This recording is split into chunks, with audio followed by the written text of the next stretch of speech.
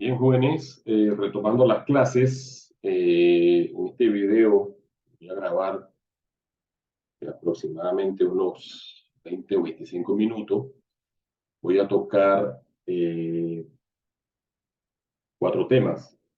El primero que ven en pantalla: ¿para qué sirve el presupuesto general del Estado? ¿Quién elabora el presupuesto general del Estado? ¿Cómo se componen las entidades del Estado, el gobierno central y empresas el gobierno central y empresas locales? ¿Cuáles son los principios del presupuesto? Y el último tema, que son los objetivos del presupuesto. ¿Okay? En este primer punto, ¿para qué sirve el presupuesto general del Estado? Y lo voy a explicar de una forma sencilla. Básicamente, el presupuesto general del Estado es una obligación. El presupuesto es una obligación enmarcado por una ley. ¿Por qué tengo que hacerlo? Porque el Estado panameño, en este caso, tiene que plasmar cuáles van a ser sus ingresos, cuáles van a ser sus gastos en un periodo determinado de 12 meses. Voy a estimar lo que yo espero recaudar en ingresos, lo que yo espero generar en gastos para cumplir mis objetivos y que esos objetivos se trasladen en metas cuantitativas o cualitativas. ¿Okay? En este presupuesto yo tengo que tomar todos los factores que inciden en la economía del país, factores sociales, privados, públicos, mundiales, crisis, salud, o sea, todos los factores, para tratar de ser lo más objetivo al estimar mis ingresos y mis gastos, que sea un presupuesto real y que sobre todo yo pueda cumplir con ese presupuesto. Si yo estimé para el año 2023, de acuerdo a la ley 336 del 2022, que los ingresos del Estado panameño van a ser aproximadamente 27.000 millones de dólares, yo tuve que haber hecho los estudios suficientes para estimar que mis ingresos son 27.000 millones de dólares. Y por supuesto, mis gastos tienen que ser 27.000 millones de dólares. A grosso modo, esto es lo que es el presupuesto y para qué me sirve. ¿Ok? Bien. Como segundo punto, ¿quién elabora el presupuesto general del Estado? El presupuesto general del Estado lo elaboran las entidades de gobierno. Cada entidad pública del gobierno tiene que elaborar su presupuesto y tiene como fecha tope los 30 de abril de cada año. ¿Qué quiere decir eso? Este 30 de abril que acaba de pasar, hoy estamos a 8 de mayo, este 30 de abril que acaba de pasar, ya el presupuesto para la vigencia 2024 tiene que estar en borrador en cada institución del Estado. Por eso creo que en clases anteriores expliqué que tú estás llegando, ¿me explico? O todavía no has llegado ni a medio año y ya tienes que tener el presupuesto del siguiente año. Esto es algo cíclico, esto es constante, constante. ¿Okay? Del 30 de abril al 30 de octubre de cada año tiene que, el 30 de abril como tope, el borrador, el 30 de abril como tope, el borrador, y a más tarde el 30 de octubre tiene que estar el presupuesto aprobado o llevado a la Asamblea para su aprobación. ¿Okay? El presupuesto es de carácter anual y contendrá la totalidad de las inversiones, los ingresos y los egresos del sector público, que incluye las entidades autónomas, semiautónomas y empresas estatales. ¿Okay? Todas las empresas o todas las instituciones del Estado hacen su presupuesto y se consolidan.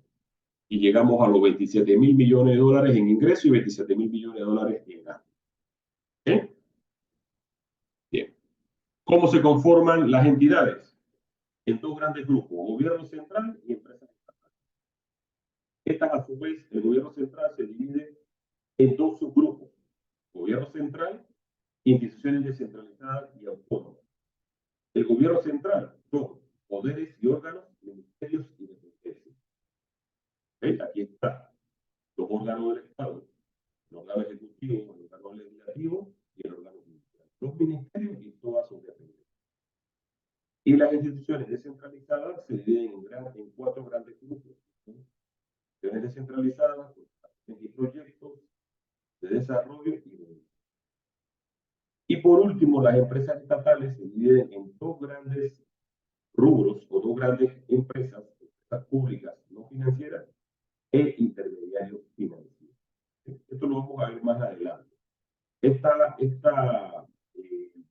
sinopsis, este flujograma así muy sencillo, nos permite a nosotros, como estudiantes de contabilidad gubernamental, conocer un poquito más del Estado panameño. Esto es importante, jóvenes, porque esta materia nos enseña a nosotros cómo se compone la contabilidad de la empresa más grande del país, que es el gobierno nacional, que aglutina todas las instituciones públicas del Estado, aglutina las dos empresas más grandes que tiene el país. Uno, la Autoridad del Canal de Panamá, y dos, la Caja del Seguro Social. Son las empresas más grandes del país. Entonces, es bueno que en esta filmina que vemos aquí nos enseña a nosotros cómo, ¿verdad?, está dividido el gobierno. Bien. Ámbito de aplicación, ¿dónde yo debo aplicar el presupuesto del Estado? ¿Dónde debo aplicarlo yo? Al gobierno central, a las entidades descentralizadas, a las empresas públicas, a los intermediarios financieros, a los municipios y a toda sociedad anónima en la que el Estado posea el 51% o más. Aquí voy a hacer un pequeño alto porque tengo que investigar dónde el Estado panameño tiene el 51% o más, porque casi todas tienen el 49%. Ejemplo, que Belanweiler, el gobierno tiene el 49%. TESA, posiblemente TESA, que es la empresa de transmisión eléctrica SA, pero creo que ahí tiene el 100%. Tocumen SA, tendría que investigar si tiene el 51 o más. Entonces, si tiene 51 o más, se tiene que aplicar el presupuesto del Estado. O sea, se aplica el presupuesto de la nación. Ellos hacen su presupuesto. Vamos a decir un ejemplo. Vamos a decir que Tocumen SA, ¿verdad? El Estado tenga el 51% de las acciones, ellos hacen su presupuesto, indistintamente, hacen su presupuesto, pero lo tienen que mandar al Ministerio de Economía y Finanzas. Okay. Principio del presupuesto. Son 6 principios del presupuesto. Universalidad, unidad, periodicidad, previsión, flexibilidad, contenido. Son los 6 principios del presupuesto. Esto no va a variar, jóvenes. ¿Okay? Esto no va a variar. Vamos a ver el primer principio, universalidad. Señala que un presupuesto deberá contener todos los ingresos y todos los gastos de los diferentes sectores que componen el sector público, lo que explicamos en antes. Todas las entidades del gobierno tienen que hacer su presupuesto al 30 de abril. En su revisión, a más tardar el 30 de septiembre o 30 de octubre, tiene que estar en la Comisión de Presupuesto de la Asamblea General del Estado para su revisión. Del 30 de abril, para su aprobación, perdón, del 30 de abril al 30 de octubre, eso va al Ministerio de Economía y Finanzas, a la Dirección de Presupuesto Nacional, va, viene, haciéndole todas las correcciones. Todas las correcciones.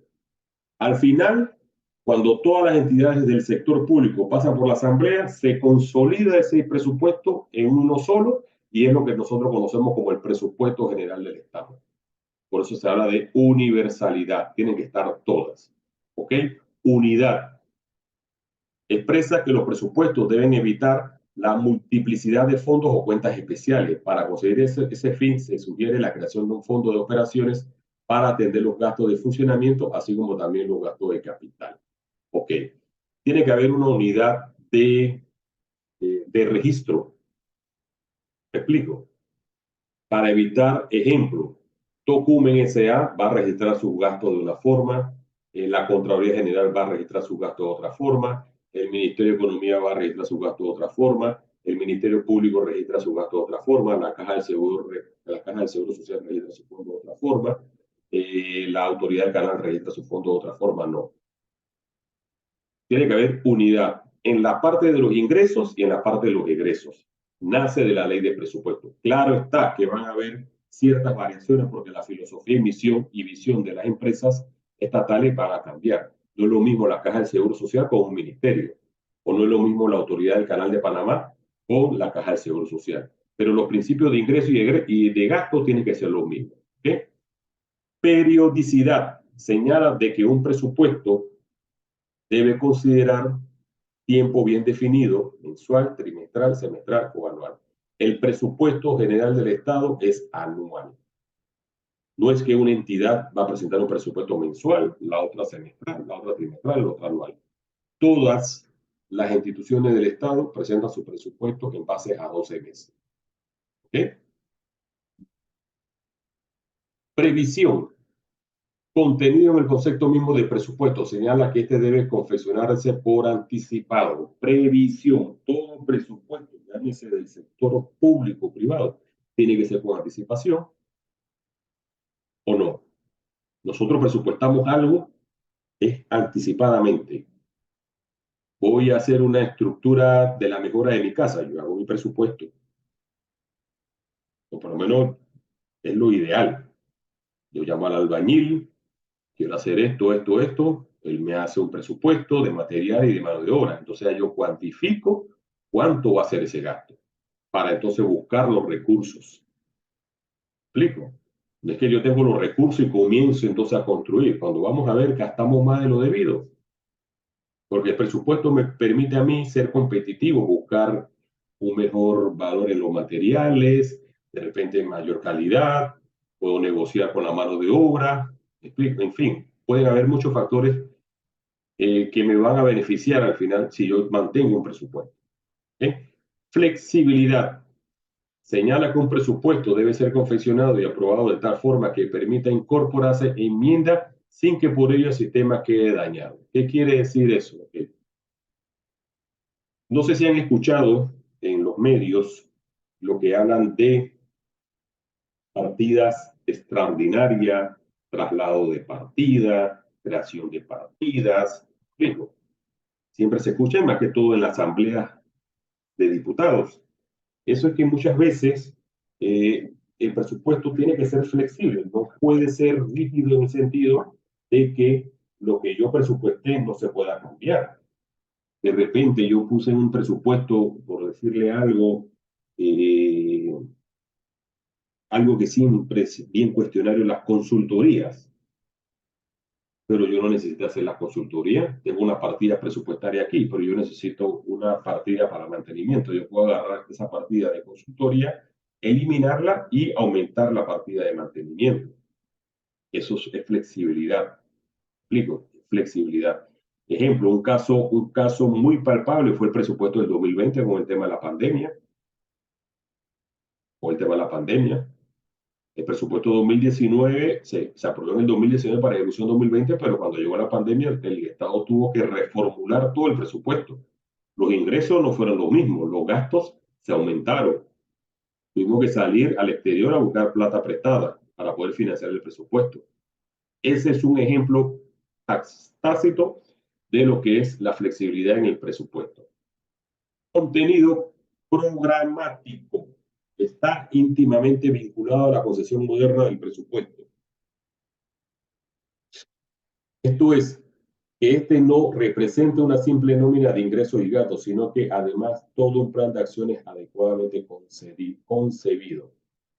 No solamente plasmar los ingresos y los gastos, sino los objetivos, las metas, los programas, las inversiones, la retribución social, la parte económica, la parte de salud, o sea, muchos factores. No solamente que el ingreso esté reflejado, perdón, que el presupuesto esté reflejado nada más en ingresos, tanto de ingresos, tanto de gastos, sino todos los planes que se van a ejecutar, tanto económicos como sociales.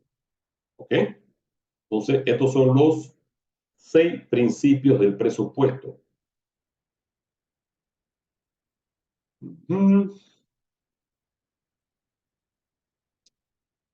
Dentro de cada ley de presupuesto de cada año, el artículo 236 te habla de la parte de los principios fundamentales del presupuesto. Esto puede cambiar el número de la ley. Estamos aquí hablando de un ejemplo de la ley de 2014.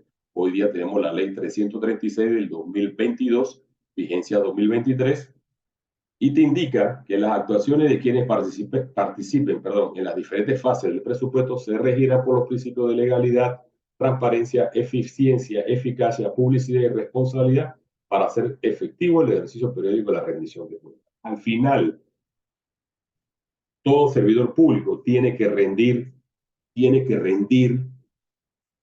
cuentas con relación al presupuesto general del Estado. Tiene que basarse en la legalidad, en la ley, tiene que ser transparente, tiene que ser eficiente, eficaz y tiene que tener publicidad de qué es lo que yo voy a hacer. Y sobre todo la responsabilidad para que al final tú puedas rendir cuenta de lo que estás haciendo. O si llegaste, cumpliste los objetivos de acuerdo, perdón, y el principio de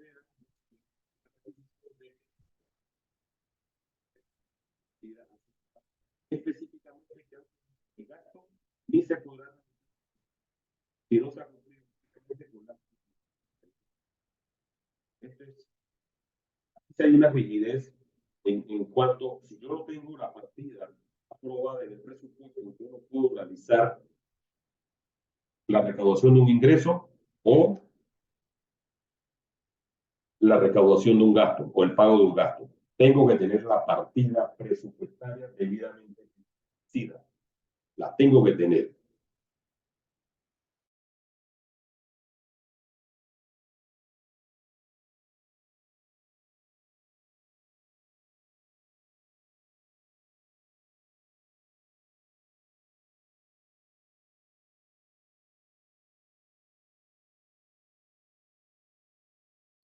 Tengo que hacer un pequeño stop. Entonces, continuamos. Entonces, tiene que haber. Esto se llama con solo lo que se denomina un ingreso de autogestión. Ejemplo, la Universidad de Panamá hace mucho ingreso de autogestión. El ingreso principal de la Universidad de Panamá es el pago de matrícula, pero la Universidad de Panamá hace clases de posgrados, hace investigaciones, da seminarios, consultoría, estudios. Todo eso son ingresos extracurriculares. Hoy día tengo entendido que eso se ha tratado de llevar que sea de obligación y tú lo lleves al presupuesto de la nación. ¿Por qué? Porque las instituciones trataban de manejar estos ingresos por acá para poder tener una flexibilidad en la ejecución de los gastos. El que pasa que el problema del Estado es que hay muchos procesos y a veces muy burocrático dar respuesta. Entonces, por eso es que se agarran los ingresos de autogestión, pero ya casi todos esos ingresos de autogestión se está obligando a que lo tienes que reportar dentro del presupuesto.